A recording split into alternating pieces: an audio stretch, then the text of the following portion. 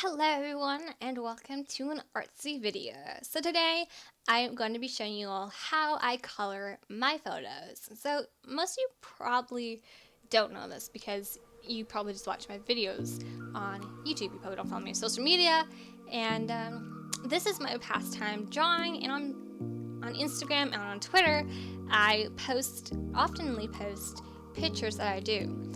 So this is a process that I do to color them in, and Twitter gets these pictures because I do them on my computer and I can't upload them to Instagram. So the first step is actually just layering the picture in the tanning tool so that there is something to work with. And then I start with skin tones, which is the first step that I usually go with, is skin tones, because there's so much of it and you'll get an idea of what you want for the other parts. And there's 3 steps to skin tones. There is the first step, which is the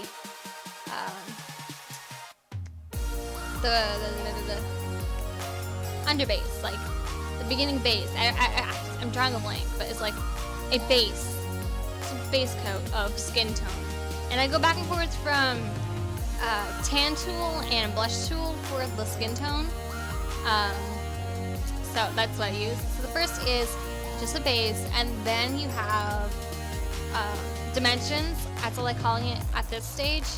Dimensions, which is basically your contouring and your shading and all that fun stuff. So you just where the face should be like popping out and stuff like that. That's where you're gonna add like a darker tone for it. And the last step is actually just gonna be a top coat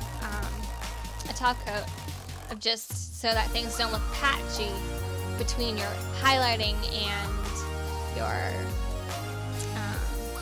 just all the dimensions.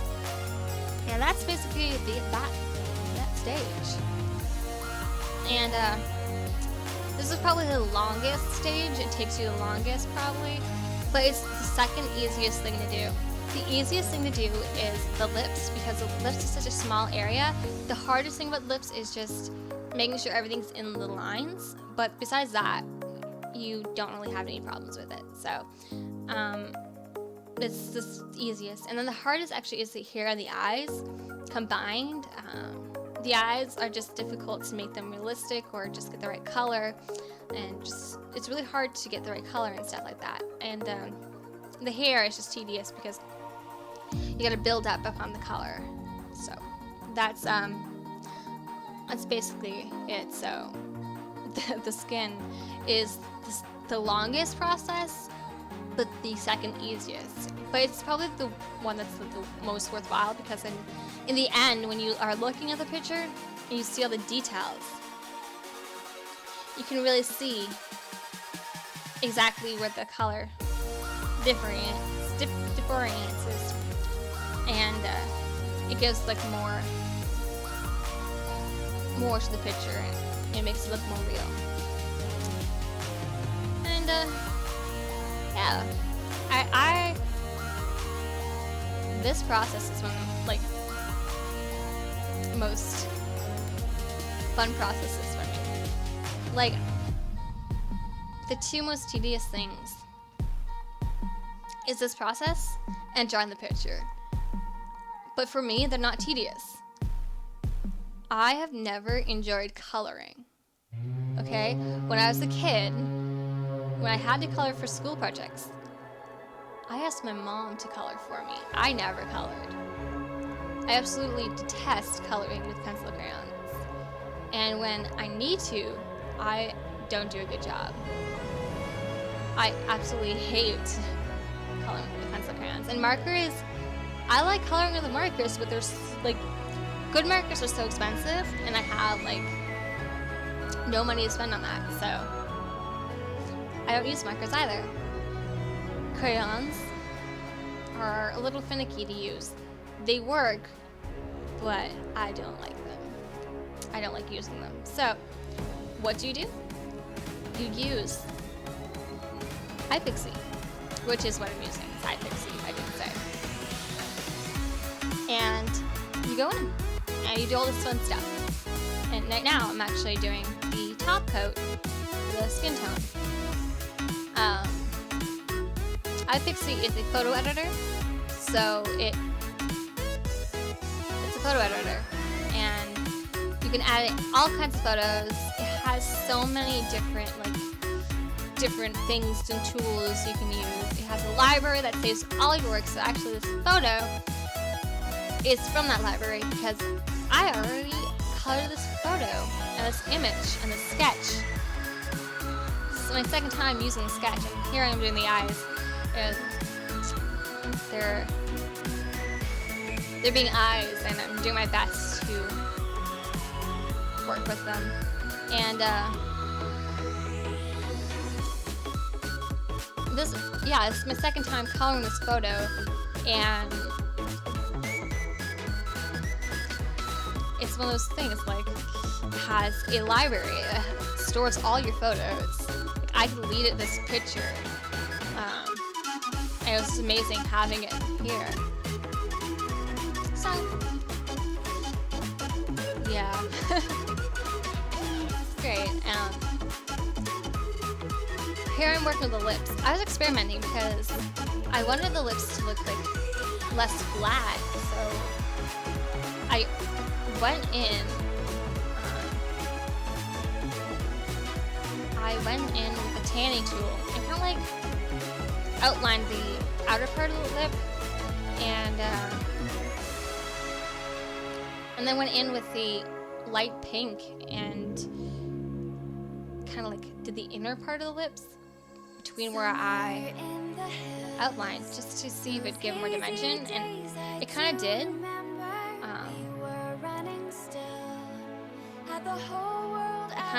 So I was really happy with that. I don't know how it impacted the end result, but I think it did a good job. This photo actually is the beginning of the good era. This is when people started saying, wow, that's good. It's the beginning. It was my favorite picture because it just, like, even if it's still my favorite picture, it's the same favorite picture that I have.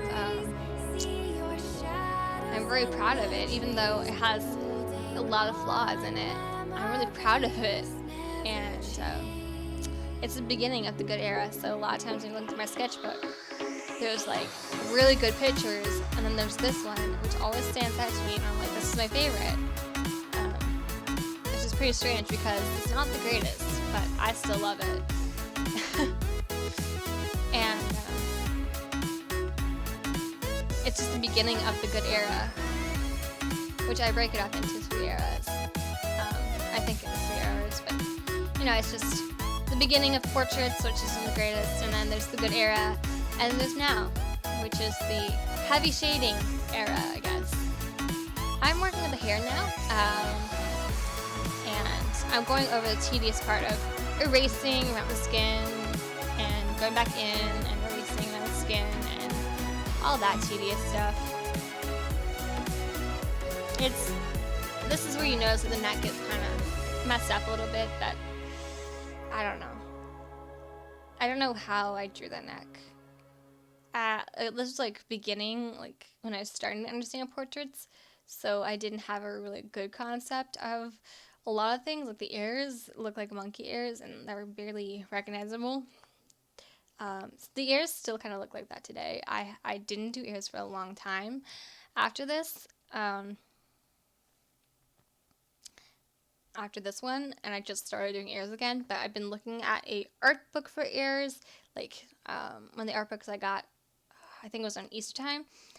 I've been looking at it, and it has a picture, like a page actually, about portraits, a section of portraits, and a page, on one of the pages has like ears. So this is the done product, everyone.